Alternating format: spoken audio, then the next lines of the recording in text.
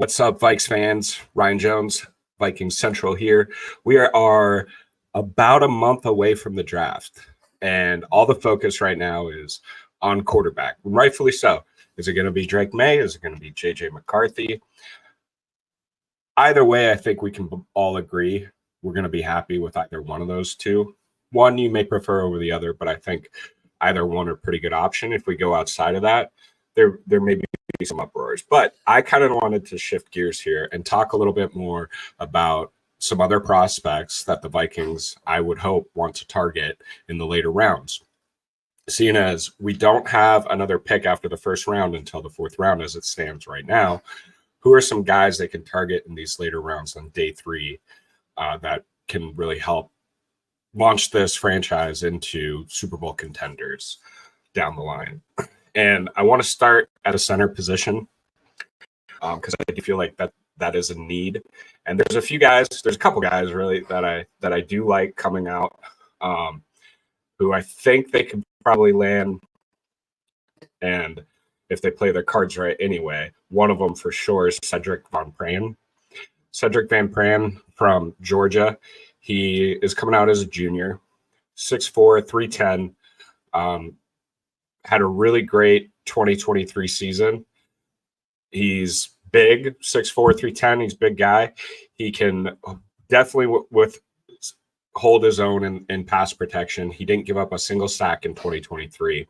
I do think it would require a trade up to land Van Pran, just because most boards have him projected as a third rounder, maybe late third round, but still a third rounder. So if that's someone that you can't, then I really like Bo Limmer too out of Arkansas. I think there's a pretty big drop off between Van Pran and Limmer, especially when it comes to the pass game. Limmer is a big guy, 6'5", and he tends to have some pretty heavy feet sometimes in pass sets, and he can get beat in pass pro as it stands now. So it's something that definitely you'd want to work with him on. But as far as size goes, I think I have a little PTSD from having an undersized center for so long. And I know a lot of people are pretty high on Drake Nugent out of Michigan. But Drake is actually probably maybe even a little smaller than Bradbury. While I think, he's a great center, I just would rather us get some beef because I'm so sick of watching our center get steamrolled. So anyway, those are my two favorite, Van Pran, Limmer. You look later, Hunter Norzard out of Penn State. He'll probably be there like late sixth round or so. So, and he's definitely, that's going to be a guy that you just hope turns into a decent starter, I think.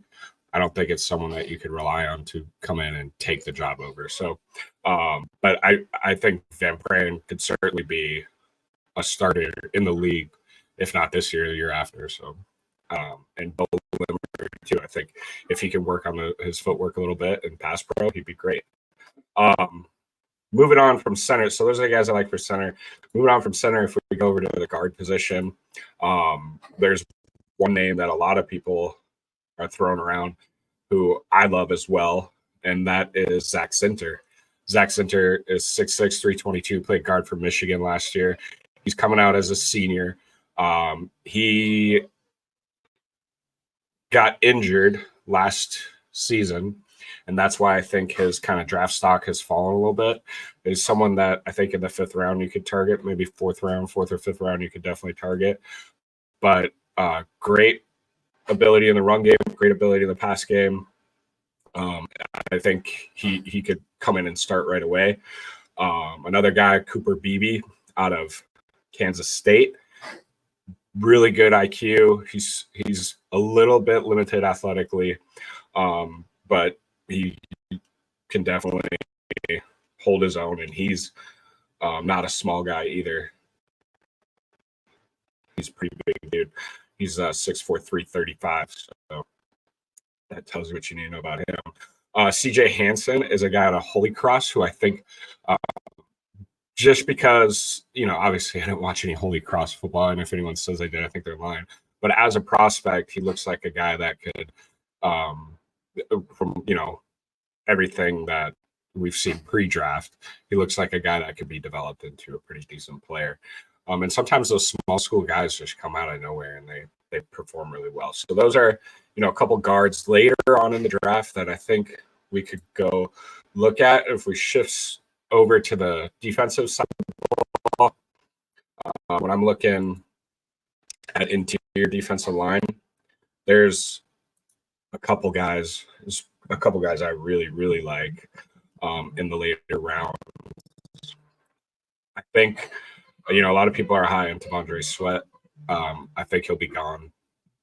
I think he'll probably be gone in third round.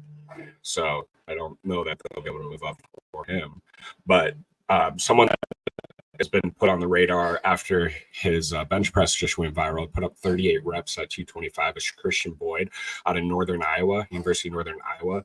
Guy's 6'4", 317, and just a monster. He can just toss around anybody who's going to try to stop him. So I like him a lot. I really, really like Logan Lee. I know I've talked about him before. Logan Lee out of Iowa, 6'5", 291. Super, super quick. Like, he can be in the backfield in an instant. And that's a guy that I think on the interior D-line for the Vikings would really wreak some havoc.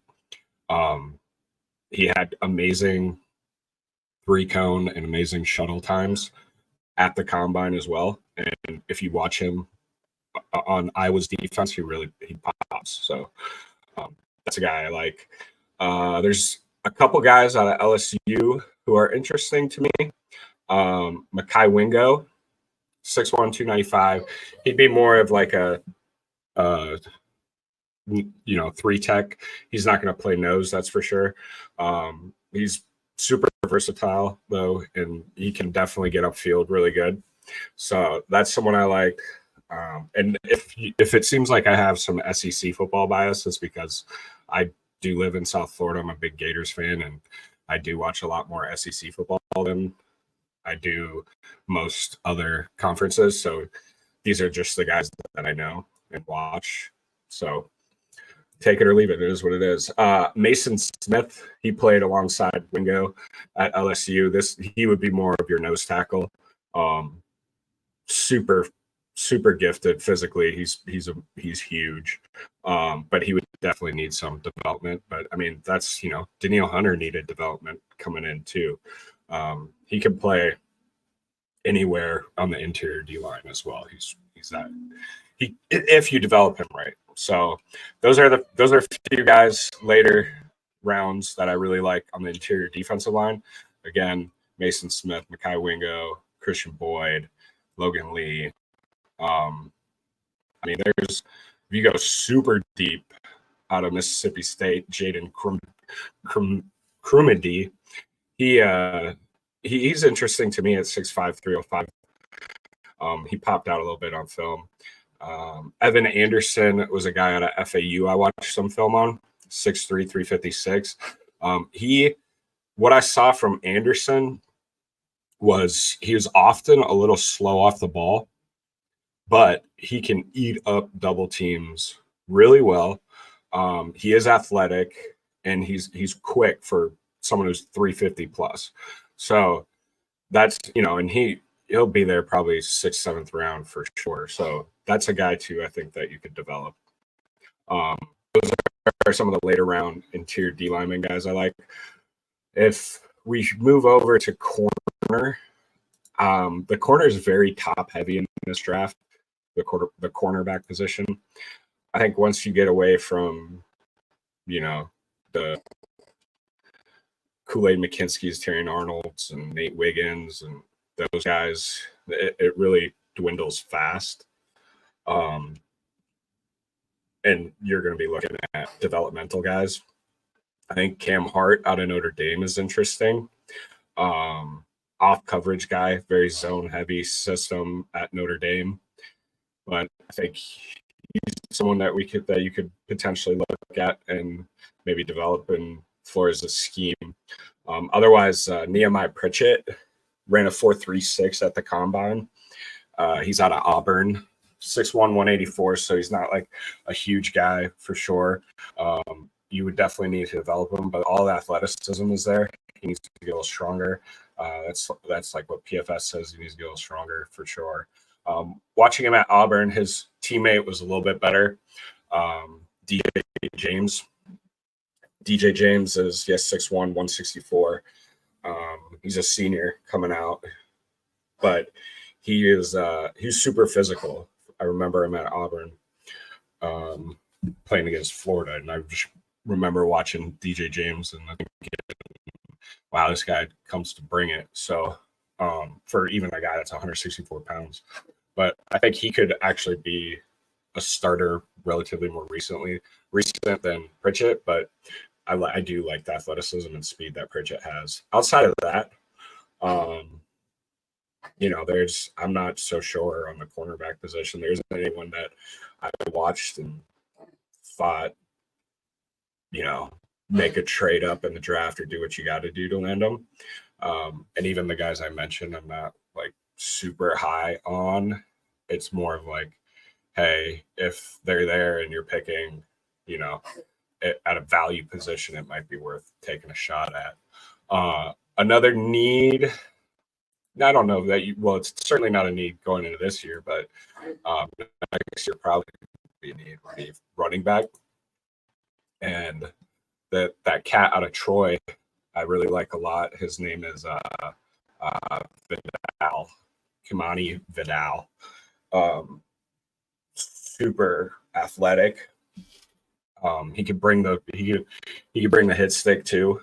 He's 5'8", 218, so he's short. He's a really small guy, but real thick. So he showed out at the combine. If you watch the combine at all, that's again, I didn't watch a ton of Troy football, but I did watch him at the combine, and he really popped out to me. I thought it'd be interesting. I know the Vikings took a long look at Dylan Johnson out of Washington. He's big. He's like a LeGarrette Blount kind of guy, 6 foot, 218, but he lays the wood. He's not fast. He runs I think he ran like a 4.7. So, he's not outrunning anybody, but like a, short yardage guy. Look at Dylan Johnson out of Washington. Other than that, I mean, Shipley out of Clemson, I like a lot. Lot of versatility with him. He can catch, he can run. He's 5'11", 205. So he's not like tiny. He's got a great skill set for run block or for blocking in the pass game too.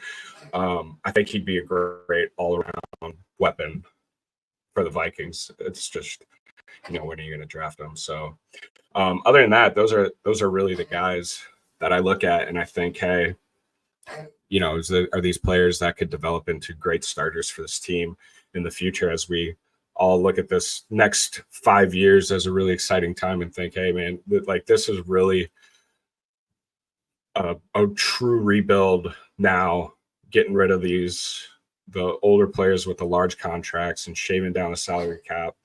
And we're eating a lot of dead money this year, and going into next year, going to have a huge a lot of money to play with in free agency. So I think we're going to have a nice, probably, obviously I don't think next year's going to be it, but the couple of years to follow can really maybe it'll happen. Maybe it'll happen before I die, but we'll have to see. If they play their cards right and land on the quarterback position, then I think you're looking at many, many years of exciting Vikings football, which gets us all amped up. So anyway, those are some of the late round draft prospects that I really like and should keep an eye out. But that's all for Vikings podcast. And obviously, as I watch more, maybe I'll come up with some more guys that I like or that jump out to me, and I'll let you guys know. Peace.